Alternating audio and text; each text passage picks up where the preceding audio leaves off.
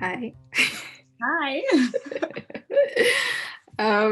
So today, I guess for YouTube, we have with us Gloria from Zimbabwe, originally from Zimbabwe, currently on the Knight-Hennessy scholarship at Stanford.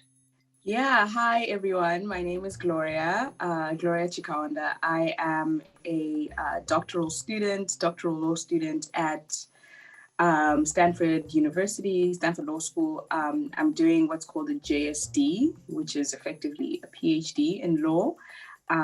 But before coming to Stanford, before doing the JSD, I did a JSM, which is the master's program here for the law in the law school.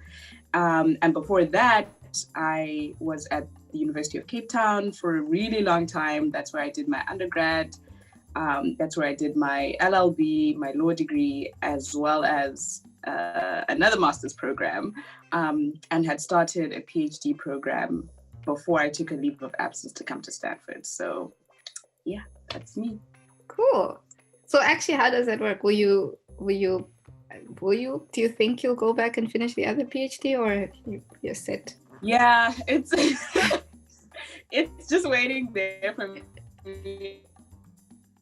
I don't think so. Like I'm essentially transferring the things that I had started there to the work that I'm doing here. Maybe once I'm far along enough with this one, I can start another PhD project over there. Like right now I have no idea what that's gonna look like. The reason why it ended up being like that was because while I was applying to schools in the US, I had just finished my master's and I wanted a backup plan, like something to do while I'm applying and waiting for responses, etc. So I was like, well, let me apply for a PhD at UCT and just continue. And then I had really great support and I had found funding there as well. So it was like, it made sense at the time, just in case, studying abroad didn't work out. So it was kind of like a backup plan as I was applying to the US. Yeah. And then around like making the decision to apply to the US, did you just decide, this is the year I'm doing it, put in all your applications, next year you started? Or was it like a process over many years? Did you get it on your first attempt and things like that? No, not at all. So I had been thinking about, I think it was more of just like I needed a change in scenery, I just needed to, I'd been at UCT since 2012, I think. And that was all I knew. And also after law school, like most people do, I didn't go into doing articles. I didn't go into, working at a firm or doing advocacy. I think pupillage, that's what I'm looking for. Yeah, that's the word. So I couldn't do that because I was not a South African citizen, and the struggle when you study in South Africa, but you can't actually practice. I wasn't really keen on going home, so in the back of my mind, I think I'd just been thinking, okay, I want to leave UCT, but I need something to do, right? So, and I was already in academia. I had done my master's program at that point. And so UCT did offer exchange programs for you to get a UCT / whatever university degree. They kind of like collaborate with these universities to exchange students, and then you get like a degree from both institutions. And pay the same fees you would pay for a UCT degree. So it's a really good deal. And I knew a lot of people who had applied for that and were going to do that. But then I was like, you know what? I don't want to do that. I want to actually go to the school, not like do it via exchange or something like that. So I approached a professor of mine who happened to be had gone to Stanford actually, and she had mentioned it in passing during a class. Again, this class I just took it randomly because I was interested in the stuff, and she was. I said, listen, I'm thinking about applying to schools in the US. How do I go about it? And she was like, okay, let's sit down, and figure out a plan. So she ended up being my advisor for my master's program. At the time I approached her, she wasn't my advisor.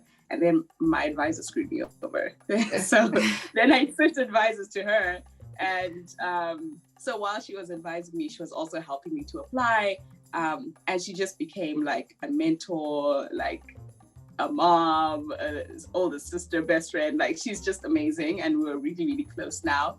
But she essentially like coached me through that process, helped me set up a plan, suggested schools. And she knew what I was interested in academically as well. So she suggested programs, and that's how I ended up doing it. But I applied at Stanford and Cornell. And I didn't get into Harvard. And Yale said that they wanted me to prove my English language proficiency with the TOEFL or something.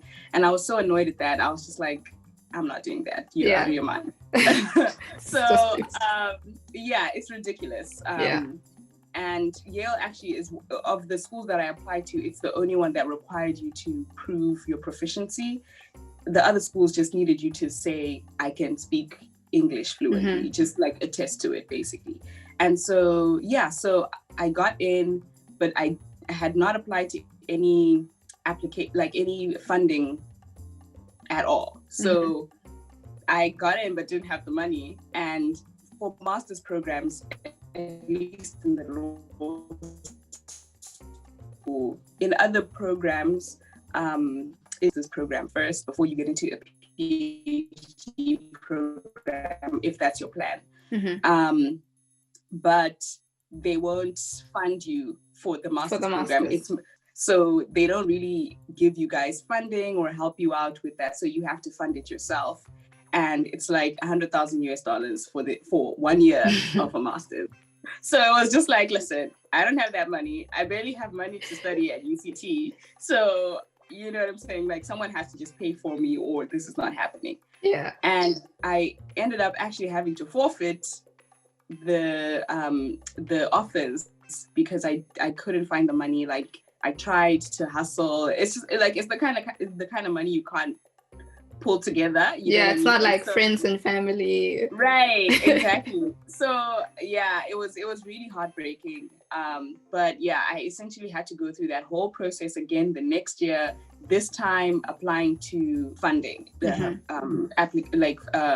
are they called, scholarships and stuff. So that's when I applied to Knight-Hennessy. And so thankfully got into the program again, because the program application and the scholarship applications are two different applications, and you can get into one and not the other sometimes. So but thankfully it worked out, and that's how I ended up here. But it was after 2 tries.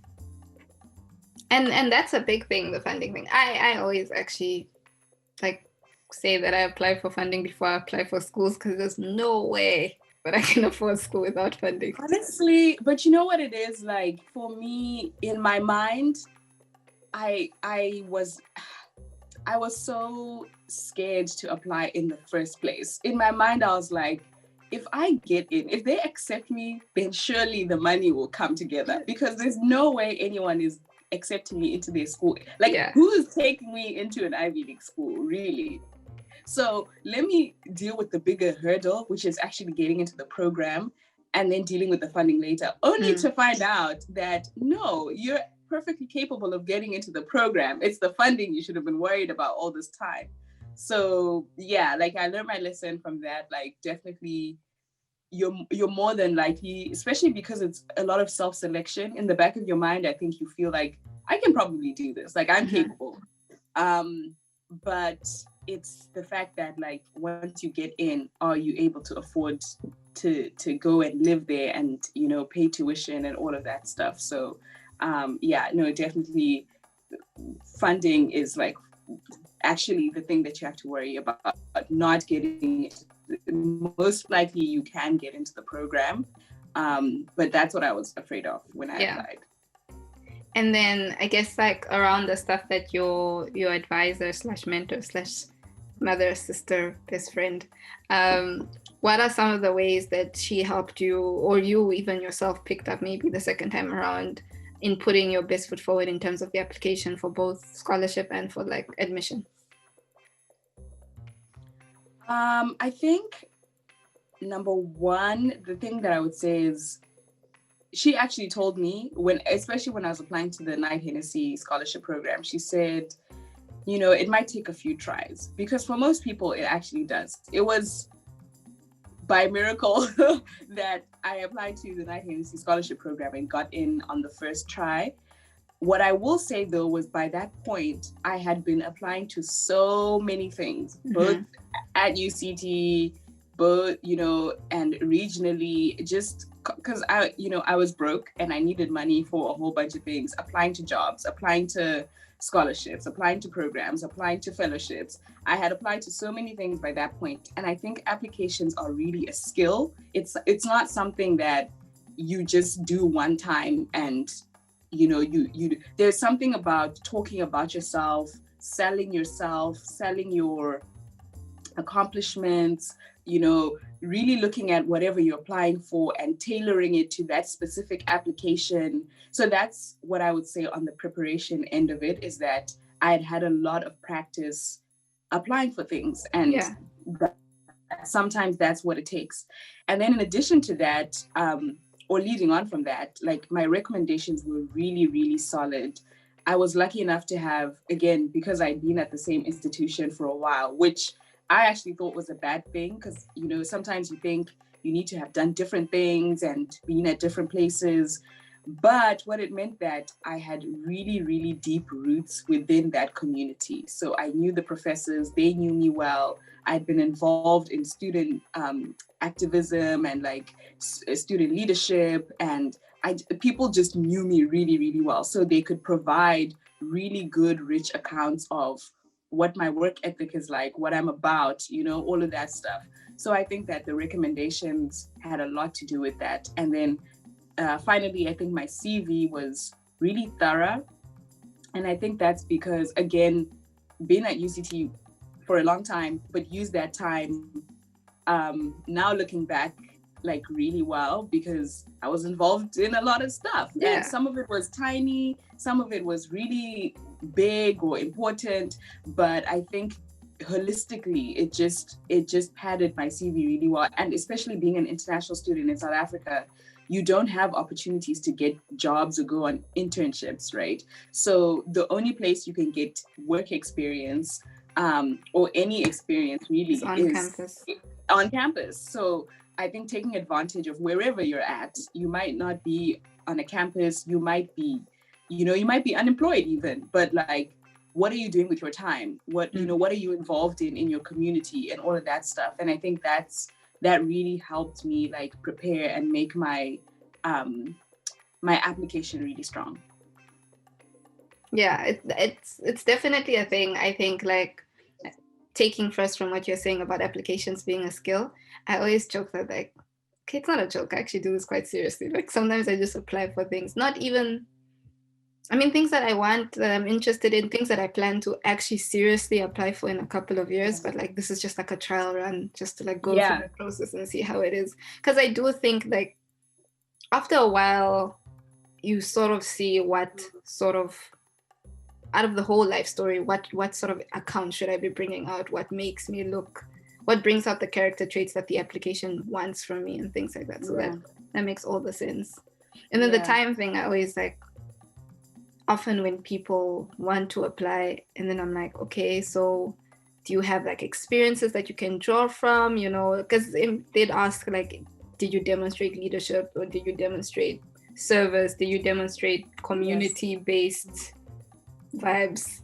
And then it's sort of where are the what did you do sort of that can show proof for this? So that's But I was thinking with the Knight-Hennessy process itself, there's the application, and then and then they sort of shortlist it down and invite people to immersion weekend, which is sort of an in-person interview, but I'm assuming they also just watch you interact with things. How was that? It was crazy. I think I don't know, it was just like really out of this world, because like they flew you to San Francisco for like and put you up in the hotel. Like it's crazy. and I was just so grateful to be here. And I think that's really what made, because first of all, I was the one that flew from the farthest away of all I think we were 150 finalists. And they were going to pick, at the time, around 75. That's what they say. I think they ended up picking less. But so, you're like, I think under normal circumstances, or if I had been in the US, or I don't know, if this was a normal occurrence for me, something that, which for some of the scholars it was, right? They are a lot of them actually are US students. They are shopping around scholarships. Like they've been offered adrenaline. The immersion weekend is, not only do they sell the scholarship, they sell Stanford. So you're here and you're like, I want to be here no matter what. Like, I need to figure out a way, even if I don't get the scholarship, I want to come to the school. So that's one thing that's really nice. And they like give you like freebies and like all of this just cool stuff. So that's more like the superficial, just like excitement part of it. Yeah. But like the more like serious part of the whole point of immersion weekend, the first day is like, getting to see the other scholars, settling in for most of us who are coming from far out. And then the second day is them telling us about Stanford, telling us about the Knight-Hennessy program. And then the third day is the day of the interview, which it's changed pretty much every year because it's a really, really new scholarship program. And it's very with how all sorts of things and changes happening. So I can't give like this is how it always goes, but you do the interview, and throughout that whole process you're meeting the other prospective scholars, and that's, I think, the best part of it, honestly, is really getting to talk to a whole bunch of people. A lot of them are like-minded. They're just as driven. They're just as passionate about, things in their life. They're just as passionate about scholarship and education. And they're just really, really cool people. It's intimidating because you're just like, how am I going to be picked when these people are amazing? And you hear about what they're doing, and, some of them are Rhodes Scholars. And like, I had never been on another scholarship, before this one, like a big one. So, you're there with Rhodes Scholars, you're there with people who've been, on the Gates scholarship, like all sorts of things. And people who are like curing cancer and like freaking starting organizations. Like, it's crazy how it's really an inspiring place to be. And I remember leaving and just feeling so thankful, like, you know what, I may not get this thing, but that was cool as fuck. Like, it's nice to know, because I think sometimes you can feel, especially if you've been in school for a very long